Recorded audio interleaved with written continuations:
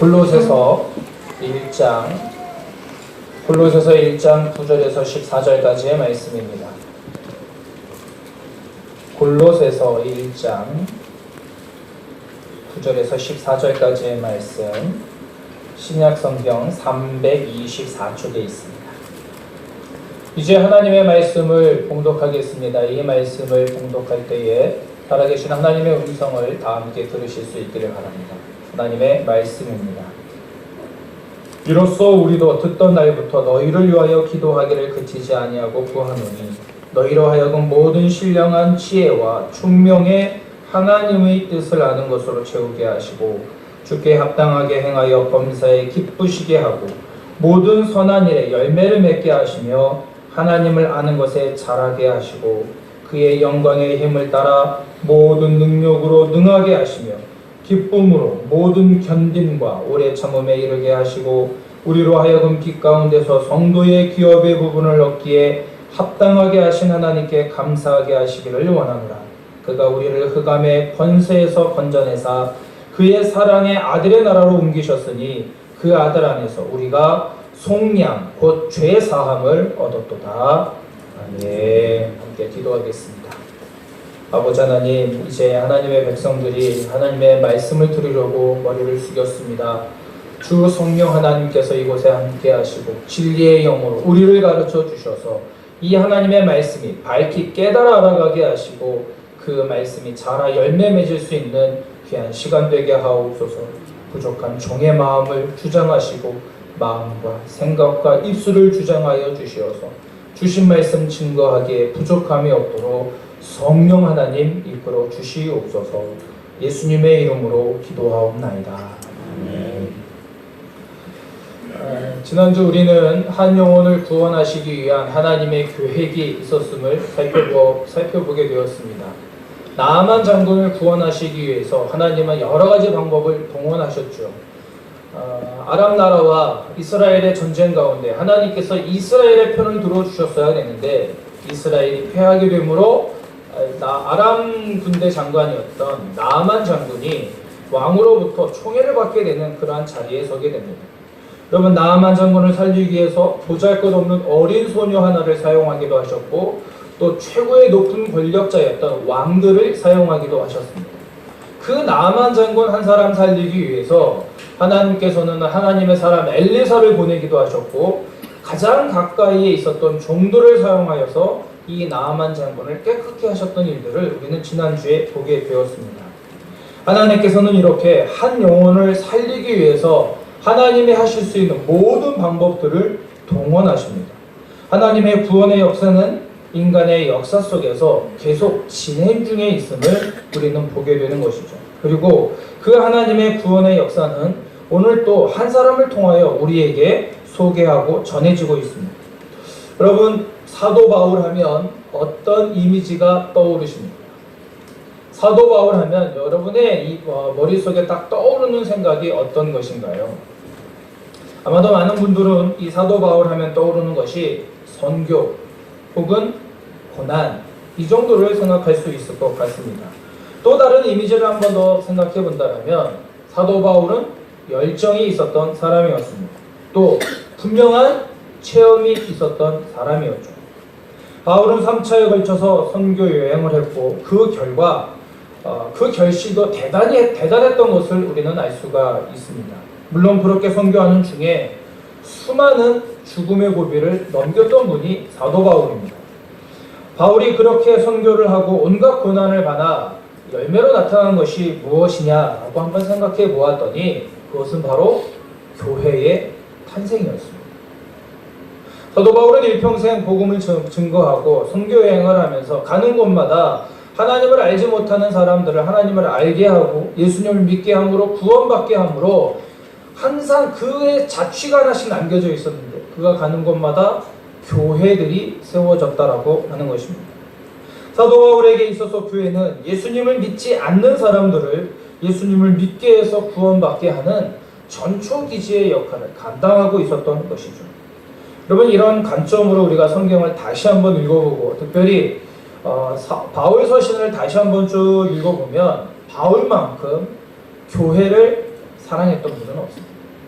바울만큼 교회를 많이 세운 사람도 없다라고 하는 것입니다. 바울은 누구보다도 교회를 사랑했던 사람입니다. 교회를 개척한 후에 비록 몸은 떠나 있지만 늘 교회를 생각하고 교회를 위해서 기도하고 그 교회들과 함께 생활했던 사도 바울임을 우리는 알 수가 있죠. 그들의 믿음이 더욱 견고하게 세워지기를 위해서 늘 기도로 살아갔던 분이 바로 사도 바울입니다. 여러분, 오늘 본문에도 사도 바울은 이 골로새 교회를 위해서 기도하고 있는 모습을 볼 수가 있습니다. 사실 골로새 교회는요, 사도 바울이 세운 교회는 아닙니다. 골로새 교회는 사도 바울이 3차 전도 여행 중에 에베소에서 에바브라라고 하는 사람을 만나게 되는데, 그 에바브라가 사도 바울로부터 복음을 듣고 난 다음에 골로새 지역에 가서 복음을 전하고 세워진 것이 바로 골로새 교회입니다. 그러니까 사도 바울에 의해서 세워진 교회가 아니라 사도 바울의 복음을 듣고 회심했던 에바브라에 의해서 세워진 교회가 골로새 교회였습니다. 그럼에도 불구하고 바울은 마치 자신이 세운 교회처럼 그 교회를 위해서 기도하고 있다라고 하는 것이죠. 그 교회를 칭찬하고 그 교회를 격려하고 있습니다. 왜냐하면 이 골로새 교회의 아름다운 소식이 들려져 왔기 때문에 그렇습니다. 우리가 오늘 본문 말씀 1절부터 다시 한번 쭉 봤어야 되는데 그 안에 내용들을 보면 이런 내용들이 있습니다. 골로새 교회 성도들은 예수 그리스도 안에서 믿음이 견고하게 섰다라고 말하고 있습니다. 여러분, 단순히 골로새 교회 교인들은 예수님을 지식으로만 아는 것이 아니었어요. 그들이 학습에 의해서 아는 것이 아니었죠. 신조나 교리를 외웠던 것이 아니었습니다. 골로새 교회 교인들은 예수님을 인생의 주인으로 모시고 살아가고 있었고, 그분의 인도하심을 따라 또 그 안에서 움직이고 있었고, 발전하고 성장했기 때문에 그 믿음이 계속해서 견고해졌습니다. 그래서 아무리 많은 유혹이 오더라도 흔들리지 아니하고 주님 안에서 아름답게 성장했던 교회가 골로새 교회였어요. 그러니 그 모습을 듣고는, 그 이야기를 듣고는 사도 바울이 감사하고 있는 것입니다. 또 모든 성도들에 대한 사랑도 잊지 않습니다. 그 사랑은, 이 골로새 교인들의 사랑은요, 특정한 사람들에게 베푸는 사랑이 아니었습니다. 나와 관계만 있는 사람들에게 베푸는 사랑이 아니었습니다. 어려움 가운데 차별이 없는 사랑이었고, 자신이 갖고 있는 것들을 다 내어줄 정도로 사랑하는 교회였어요. 실제로 이 당시에 골로새 교회, 골로새 지역에 큰 지진이 있었다고 합니다. 그 지진이 2번이나 있었는데 경제적으로 많이 어려웠던 상황에서 골로새 교인들이 자신의 재산을 다 교회에 헌납하고, 그 헌납한 후원금을 가지고 그 지역에 있던 골로새 지역의 사람들을 이렇게 다 살렸다라고 하는 거예요. 그러니까 교회가 그만큼 강력한 영향력이 있었죠. 교회 안에서만의 사랑이 아니라 교회 바깥으로 베풀어주는 그 사랑도 뛰어난 것이 바로 이 골로새 교회였습니다. 더 나아가 이 골로새 교인들은 그들이 품고 있는 소망 때문에 늘 주 안에서 감사하며 살아가고 있었습니다. 이 소망이라고 하는 것은요, 미래에 얻게 될 기대 혹은 바람을 이야기하고 있습니다. 당시 많은 사람들이 자신과 가족을 위해 살아갔다라면, 그래서 이 땅에서의 안락한 삶을 추구하고 살아갔다라면, 골로새 교인들이 이 땅의 소망을 둔 것이 아니라 하늘에 쌓아둔 소망을 두고 그 소망을 이루고자 어떠한 어려움이 오더라도 그것들을 감내하며 살아갔던 것이 골로새 교인이었습니다. 그렇기 때문에 지금을 살아갈 때 어려움을 만나도 좌절하고 낭망하는 것이 아니라 오히려 능히 이겨낼 수 있는 힘을 하나님으로부터 공급받았다라고 이 바울은 고백하고 있는 것입니다. 여러분, 한번 생각해 보세요. 교회가 지어지고 난 다음에, 세워지고 난 다음에 들려오는 소식들이 이렇게 믿음에 관한 소식들, 사랑에 관한 소식들, 소망을 품는 소식들이 들려올 때 이 사도 바울의 입장에서 얼마나 기쁘겠습니까? 그것도 물론 본인이 세운 교회가 아니라 본인이 사도 바울이 복음을 전하고 그 이후에 회심하여 에바브라가 그곳에 가서 전도를 했는데 동일한 역사들이 나타났다는 것을 보면서 사도 바울의 마음이 너무너무 흡족했던 것입니다. 여러분, 이렇게만 보면 골로새 교회는 참 아름다운 교회이고 모범되는 교회입니다. 더욱이 신실한 일꾼 에바브라가 그곳에 있어서 진리의 말씀이 전해지는 곳마다 선한 열매들이 계속해서 드러나기 시작했습니다. 다시 말하면 이 선한 열매라고 하는 것은 하나님을 알지 못했던 사람들이 하나님께로 돌아오는 역사들이 계속해서 있었다라고 하는 것입니다. 여러분, 하지만 이렇게 아름답게 세워진 교회가 지금 영적인 도전 앞에 있었습니다. 골로새 교회 거짓 교사들이 가르침 때문이에요. 예수님의 신성을 부인합니다. 예수님을 믿지 못하게 만드는 일이에요. 가짜 거짓 교리들을 계속해서 이 성도들에게 가르치고, 그러면서 교인들이 예수님을 향한 믿음이 조금씩 흔들리기 시작했습니다. 이단들의 공격 때문에 교회가 어려움을 입고 있었어요. 그럴 때에 이 안타까운 소식을 듣고 예수 그리스도가 어떠한 분인지에 대해서 골로새 교인들에게 다시금 재교육하고자 이 편지를 보낸 것입니다. 여러분, 마찬가지로 우리 한마음교회는 저는 아주 특별하게 세워진 교회라고 생각을 합니다. 많은 성도들이 건강한 교회, 또 하나님 보시기에 아름다운 교회를 만들기 위해서 이렇게 모여서 예배드리기 시작한 교회가 바로 우리 교회이죠. 아마도 교회를 사랑하고 교회를 위해서 기도하는 많은 분들이 있다고 저는 믿고 있습니다. 그 누구보다도 더 많이 기도하고 또 그 누구보다도 더 많이 사랑하는 우리 성도들이 교회를 위해서 기도할 때, 그렇다면 우리가 정말 무엇을 위해서 기도해야 되느냐라고 하는 것입니다. 여러분, 교회를 나름대로 기도하죠. 나름대로의 목적을 가지고 기도합니다. 그러나 정말 교회를 위해서 기도해야 할 때 그 교회를 위한 기도가 어떤 것이 되어야 되느냐라고 하는 것입니다. 여러분, 하나님께서 오늘 저와 여러분들에게 이 바울이 골로새 교회를 위한 기도를 통해서 우리가 교회를 위한 기도가 무엇이어야 되는지 몇 가지로 좀 이야기를 하고 있습니다. 먼저 이 하나님의 뜻을 아는 것으로 가득 채워지기를 사도 바울은 기도하고 있습니다. 그럼 9절 하반절을 보면 이렇게 말씀을 하십니다. 너희로 하여금 모든 신령한 지혜와 총명에 하나님의 뜻을 아는 것으로 채우게 하시고 라고 말씀하고 있습니다.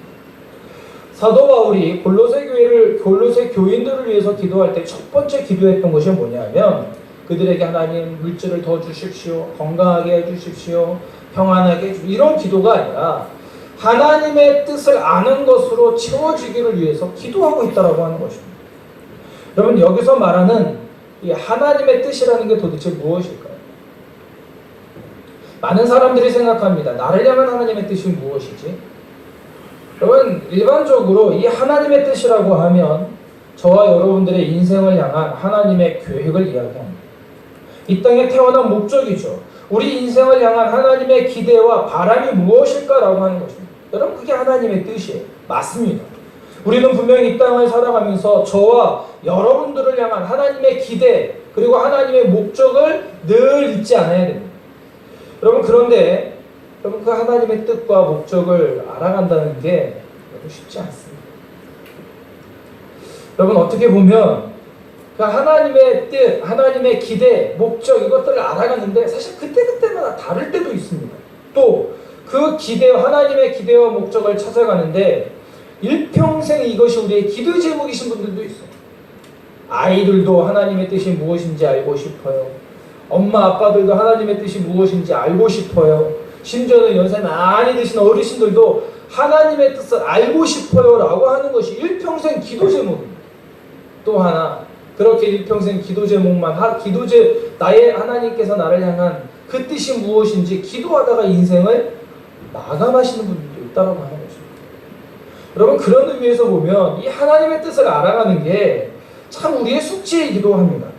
각자에게 주어진 하나님의 기대와 목적을 아는 것이 그만큼 중요하기 때문이죠.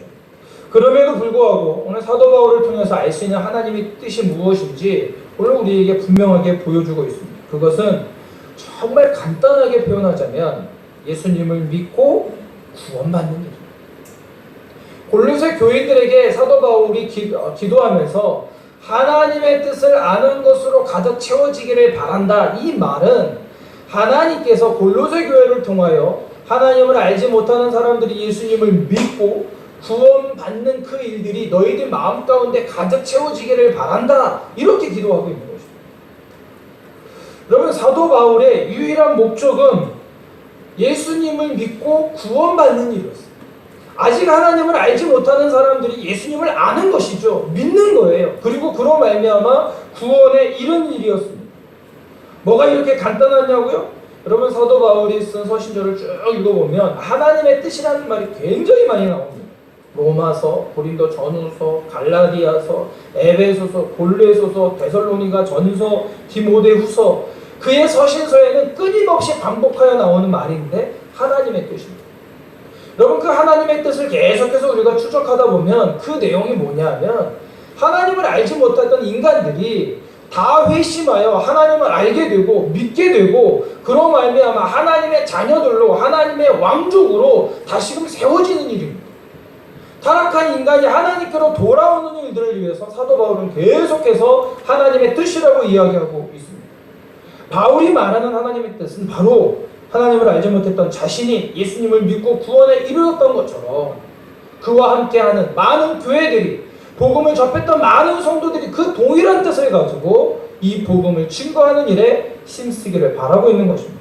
그래서 바울이 그렇게 많은 고난과 핍박 속에서도 선교를 멈추지 않았던 이유, 그렇게 많은 어려움과 고난 속에서도 교회를 세우는 일에 멈추지 않았던 이유가 바로 이 영혼 구원을 위한 하나님의 뜻이 있었기 때문에, 죄인 중에 괴수였고 핍박자였고 포획자였던 그의 삶에 예수님을 만나고 난 다음에 예수 그리스도로 말미암아 그 복음의 능력들을 온 세상 사람들에게 전하기 위한 이 하나님의 뜻을 계속해서 증거하기 위하였던 것입니다.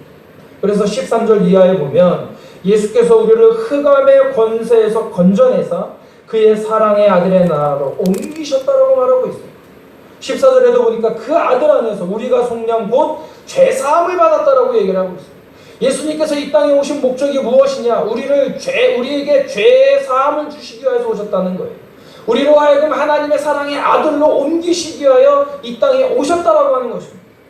바울은 모든 신령한 지혜와 총명이라고 말하는데, 이것은 하나님의 영인 성령님에 의해서 하나님의 말씀을 읽을 때 경험되어지는 확신을 이야기합니다. 이해를 이야기합니다. 다시 말하면 성경을 쭉 읽어나갈수록 우리에게 주시는 분명한 이해와 확신이 하나 있는데, 그것은 뭐냐? 하나님께서 저와 여러분들을 향한 구원의 역사라고 하는 거예요. 예수 그리스도를 이 땅에 보내셔서 타락한 인간들을 구원해내시기 위한 그 하나님의 뜻이 더욱더 분명하게 드러난다라고 말하고 있는 것입니다. 하나님은 이러한 뜻을 위해서 각각의 성도들을 향한 기대와 소원이 있다라고 하는 것이죠. 그래서 골로새 교회 성도들은 이미 예수님을 믿고 구원받은 자답게 하나님의 뜻으로 가득 채워서 영혼 구원하는 일에 힘써야 된다라고 오늘 우리에게 말하고 있는 것입니다. 이 말씀을 묵상하면서 지난 한 주 계속 교회가 이 땅에 세워진 목적이 무엇일까라는 생각을 해보게 되었습니다. 여러분, 교회가 이 땅에 세워진 목적이 무엇일까요? 이 땅에 그렇게 많은 교회들이 많은데 또 하나의 한마음 교회가 세워진 목적은 무엇일까요? 그리고 앞으로도 계속해서 교회는 세워지게 될 것입니다. 여러분, 교회가 세워지는 목적이 무엇이겠느냐라고 하는 것입니다. 여러분, 교회에 오면 예배를 드립니다. 그렇죠? 교회에 오면 봉사도 합니다. 교회에 오면 교육도 있습니다. 그래서 제가 1:1 제자 양육해야 된다, 또 큐티 훈련 하셔야 됩니다, 성경을 읽으셔야 됩니다, 교육에 관한 부분을 이야기해요. 또 나아가서 전도하고 선교도 합니다. 그래서 이 땅에 많은 선교사님들이 소수민족들에게 가서, 이 베트남 사람들에게 가서 온 열방을 향해 나가 이 복음 전도하는 거 아니겠습니까? 또 어떤 분들은 구제, 사회봉사를 해야 된다는 거예요. NGO 사역을 통해서 먹고 살 수 없는 사람들 먹게 해주면서 그들에게 복음을 전해야 된다고 하는 거죠. 네, 맞습니다. 여러분, 예배드리고 봉사하고 교육하고 선교 전도하고 또한 지역사회를 섬기는 이 모든 일들을 통해서 하나님 뭐 하려고 하시느냐? 그럼 묵상하면 묵상할수록, 또 계속 생각하면 생각할수록 하나님을 알지 못하는 사람들이 하나님께로 돌아오기 위해서 이 일들을 하는 것입니다. 하나님께 예배하는 목적이 뭐냐? 영혼 구원입니다. 우리가 하나님께 봉사하는 목적이 뭐냐? 영혼 구원입니다. 우리가 장학금을 주고 그들에게 구제비를 주는 게 뭐예요? 그들을 통해서 하나님께로 돌아오도록 하는 데 있습니다. 우리가 왜 더 많이 교육해야 된다고 그래요? 왜 더 많이 배워야 된다고 그래요? 우리가 그것들을 잘 증거하기 위해서 그런 것입니다. 영혼 구원하기 위해서요. 이 일들을 있다라고 하는 것이죠. 교회는 그 어떤 일보다 우선적으로 해야 될 것들, 우리가 기도해야 될 것은 뭐냐? 영혼 구원의 일이라고 하는 것입니다. 예수님께서 이 세상에 오신 이유 성경을 묵상하고 찾아보니까 여러분 딱 한 가지 목적이었습니다. 우리를 구원하시기 위해서. 예수님께서 하늘 보좌를 버리시고 이 땅에 낮은 모습으로 오셨고 인간의 몸을 입고 오신 이유가 무엇이냐? 우리를 구원하시기 위해서. 하루를 천년같이 기다리신 이유가 무엇이냐? 우리를 구원하시기 위해서. 예수님이 이 땅에 오신 목적 한마디로 이야기하면 구원입니다. 구원. 인간을 향한 구원의 역사가 멈추지 않기 때문에 그 일들이 오늘 교회를 통해서 계속해서 이루어지고 있다라고 하는 것입니다. 여러분, 예수님께서 십자가에 죽으셔서 우리의 하여금 죄 구원에 이르도록 만드셨어요. 그 일들을 제자들에게 사명을 주셨고 그 제자들이 교회를 통하여 영혼 구원하는데 오늘날에도 계속해서 이루어지고 있다고 하는 것입니다. 흑암의 권세에서 건져내사 하나님의 사랑의 아들로 사랑의 아들의 나라로 옮기시기 위하여 우리를 오늘 구원시키셨다라고 하는 것입니다. 이 세상에서 교회만큼 영혼 구원을 하는 데 있어서 힘쓰는 데는 없습니다. 교회가 그 일을 하지 못하면 더 이상 소망이 없다라고 하는 거예요. 선교단체, 여러분, 선교단체가 더 열심히 하는데요? 맞습니다. 여러분, 그러나 엄밀히 따져보면 선교단체도 하나의 교회입니다. 우리는 건물을 갖고 있는 교회이지만 그들은 두세 사람으로 있는 모인 곳에서 주님이 함께 하신다라고 하셨던 그 약속의 말씀을 붙들고 끊임없이 이 복음의 능력들을 나타내기 위해서 오늘도 살아가고 있다라고 하는 것이죠. 예수님께서 요한복음 4장 34절에 이렇게 말씀을 하고 계세요. 나의 양식은 나를 보내신 이의 뜻을 행하며 그의 일을 온전히 이루는 것입니다. 주님께서 양식으로 삼으셨던 것, 생명과도 같이 중요하게 여기는 이 양식이 무엇이냐면 하나님의 뜻을 이루는 것이라는 거예요. 그리고 그 뜻을 온전히 이루는 것이다라고 말하고 있습니다. 여러분, 그래서 그 하나님의 보내신 뜻을 위해서 영혼을 구원하는 일에 있어서 주님은 그 먹는 것과 같은 가치를 두고 있다는 거예요. 먹지 않으면 죽는 것처럼 그 뜻을 이루지 않으면 나는 아무것도 아니라고 하는 것입니다. 겟세마네 동산에서 예수님 기도하실 때 누가복음 22장 42절에 이렇게 기도하십니다. 이르시되 아버지여, 만일 아버지의 뜻이거든 이 잔을 내게서 옮기시옵소서. 그러나 내 원대로 마시옵고 아버지의 원대로 되기를 원합니다. 아버지의 뜻이 뭐냐면 이 땅을 향하여 인간들을 구원하시기 위한 그 구원의 역사들을 하나님 내가 감당해야 되는데 하나님 내 힘으로는 할 수 없어요. 가능하면 이 잔을 좀 치워주셨으면 좋겠어요. 그러나 내 생각이 아니라 아버지의 뜻대로 하기로 해요. 구원을 향한 그 하나님의 사랑이 멈춰지지 않았다라고 하는 것입니다. 마가복음 10장 45절에 더 분명하게 드러납니다. 인자에 온 것은 섬김을 받으려 함이 아니라 도리어 섬기려 하고 자기 목숨을 많은 사람의 대성물로 주려 합니다. 주님이 이 땅에 오신 목적이 뭐냐? 많은 사람들을 더 얻기 위함이라는 거예요. 대성물로 주기 위함이라고 말씀하고 있습니다. 여러분, 주님께서는 이 땅에 영혼을 구원하기 위해서 오셨습니다. 그 사명을 제자들에게 맡기셨고 그 제자들을 통하여 오늘 저와 여러분들 교회를 통하여 이루어가고 계시다고 하는 것입니다. 여러분, 따라서 오늘 우리 한마음 교회가 해야 할 사명이 무엇인지 우리는 분명히 알게 됩니다. 아직 내 인생에 그리고 우리 교회가 해야 할 사명이 모른다라고 말씀하십니까? 여러분, 그렇다면 우리는 더욱더 분명하게 외칠 수 있어야 됩니다.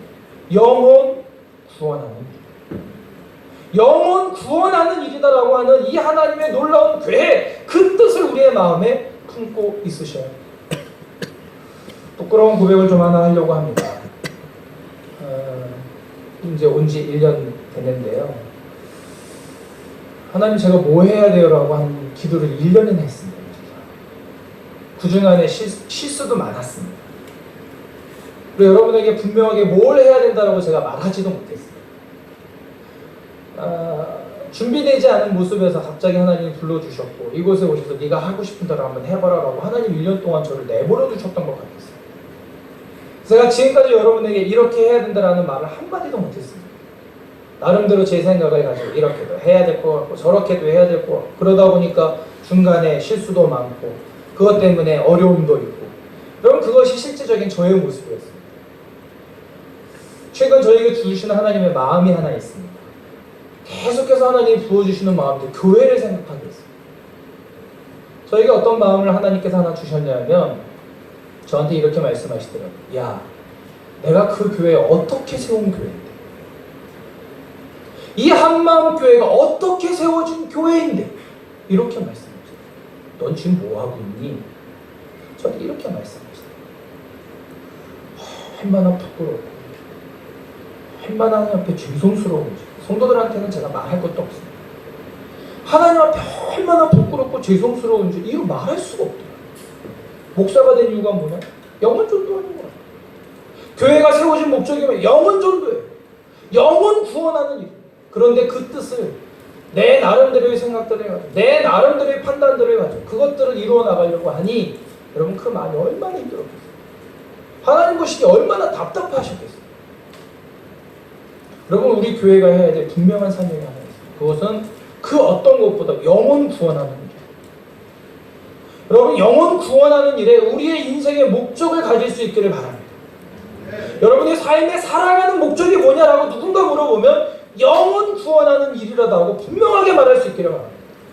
내가 직장에서 직장 생활하는 이유가 무엇이냐라고 물어본다면 영혼 구원하는 일입니다라고 말하실 수 있어요. 여러분 그것이 우리의 사명이 되어야 되는 것이죠. 어제 동탄교회 헌당 예배 가면서 또 많은 것을 느꼈습니다.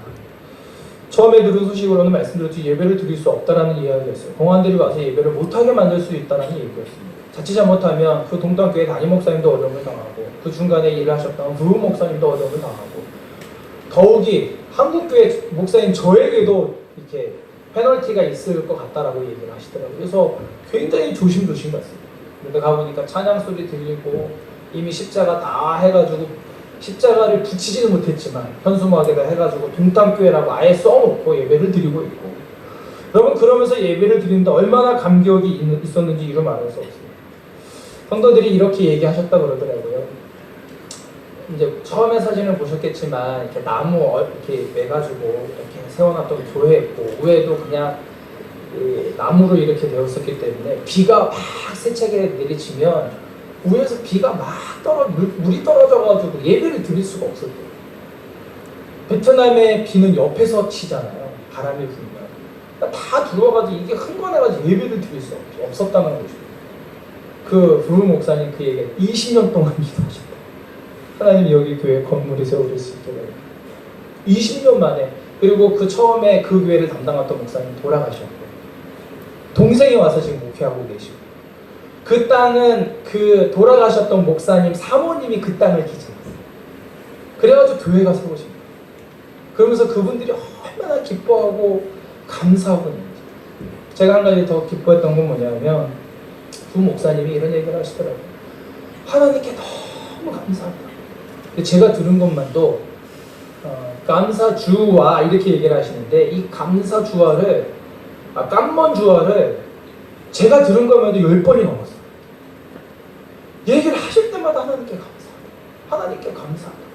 그래서 제가 생각을 해서 저희 이제 교인 차 타고 오면서 교인들에게도 인사 말씀하시는데 그 짧은 인사 몇 마디에 하나님께 감사하다는 말이 4번을 하시더라고요. 제가 베트남 말은 잘 모르지만 깜먼주와는 제가 압니다. 그 이야기를 하면서 제가 이런 생각을 해요. 우리가 도대체 뭔데 이렇게 감사를 하지? 근데 다음 주에도 저쪽에 사파 지역이라는 곳에 복음 전도하러 또 가신다고 그래요. 63세 되신 어르신이 왜 저렇게 다니고 교회를 세워지면 그렇게 기뻐하실까? 그리고 막 눈물을 글썽글썽 흘리시더라고요. 제가 그곳에서 뭘 봤냐면 베트남 사람을 너무 사랑하시는 거예요. 베트남 성도들을 향해서 이 복음의 능력을 증거하기를 원하시는 거예요. 이 사람들이 다 하나님의 말씀을 듣고 하나님께로 돌아오기를 원하시는 63세 되신 어르신의 모습을 보면서요. 마음이 얼마나 뜨거운지 이루 말할 수 없어요. 여러분 제가 한 가지 기도 부탁을 하려고 하는데 월요일서부터 수요일까지 오늘 이제 지난 목요일부터 토요일까지 한국에서 63명이 넘어와서 지금 캠퍼스 전도하기 위해서 준비하고 있습니다. 내일부터 수요일까지 수요일까지 나가서 이제 캠퍼스에 가가지고 전도하려고 하는 겁니다. 여러분 외국인들이 베트남 사람들에게 전도 못하게 되어 있죠. 여러분 그런데 이 친구들이 목숨을 걸고 왔더라고요. 어떻게 하려고 했는지 모르지만 여러분 이번 월, 화, 수 3일 동안 여러분 꼭 기도해 주셨으면 좋겠어요. 여러분 그 젊은 대학생들이 이 복음의 능력을 가지고 그 방학 기간에 아르바이트 해가지고 다 돈 모아서 여기 와서 뭐 하냐면 이 베트남 사람들에게 복음 전하기 위해서 왔어요. 수요일날 저녁에 컨퍼런스가 있다라고 해요. 그 첩처형을 해가지고 저녁에 식사 대접하면서 복음 제시하고 이런 시간이 있다라고 얘기해요. 여러분 그들도 와서 이 땅에 복음 전하기 위해서 그렇게 애쓰고 있더라고요. 이 땅에서 살아가는 저와 여러분, 하나님께서 우리 교회를 위해서 교회가 해야 할 일이 참 많이 있지만 우리는 다시금 우리에게 주시는 이 마음을 좀 품을 수 있어야 될 것 같습니다. 하나님께서 저와 여러분들을 이 땅에서 살아가게 하신 목적, 아니 저와 여러분들을 이곳에 보내주신 목적, 그것은 이 땅에 우리 교민들에게, 베트남 사람들에게, 아직 하나님을 모르고 있는 저 사람들에게 이 복음을 전하기 위하여 하나님을 아는 것으로 가득 채워지기 위하여 오늘 우리가 나가야 되는 것입니다. 여러분, 그래서 내가 만나는 사람들, 내가 만나는 교민들, 내가 살아가고 있는 삶의 자리에서 만나는 베트남 친구들, 그분들을 위해서 기도해야 돼요.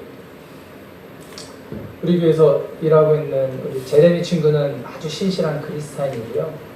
우리 여기서 일하는 우리 수환이라고 하는 자매, 또 우리 기사 람이라고 하는 분 있잖아요.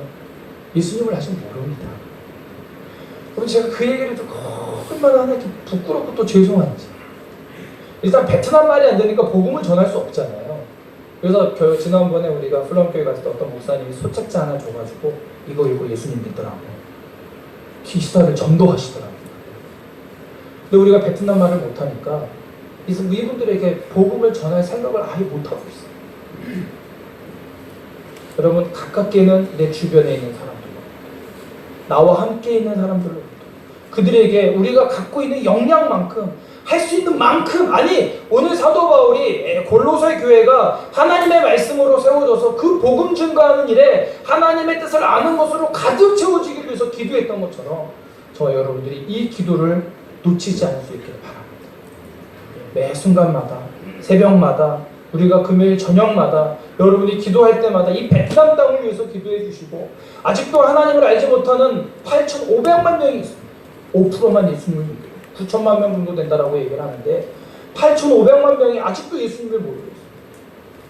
여러분, 그 전초기지에 가장 최전선에 저와 여러분들이 있습니다. 여러분, 우리가 기도해야 될 것이 참 많이 있지만 여러분, 영혼 구원하는 일, 그 영혼을 살리는 일에 온 힘을 기울이실 수 있도록 주의 이름으로 축원합니다. 그래서 우리 한마음교회는 그 어떤 교회보다도 우리가 교민들을 전도하고 이 베트남 땅을 품고, 더 나아가 이 인도차이나 반도에 있는 많은 사람들에게 이 복음의 영향력을 나타낼 수 있는 저와 여러분들이 되실 수 있기를 주의 이름으로 축원합니다. 함께 기도하겠습니다. 아버지 하나님, 참으로 감사합니다. 오늘 이렇게 우리에게 귀한 말씀을 주셨는데 이 말씀 우리의 마음에 새기게 하여 주시옵소서. 아버지 하나님, 이 말씀의 능력이 우리 가운데 심겨지게 하여 주시옵시고, 이 말씀의 능력을 통하여 하나님께서 우리에게 맡겨주신 영혼들에게 복음을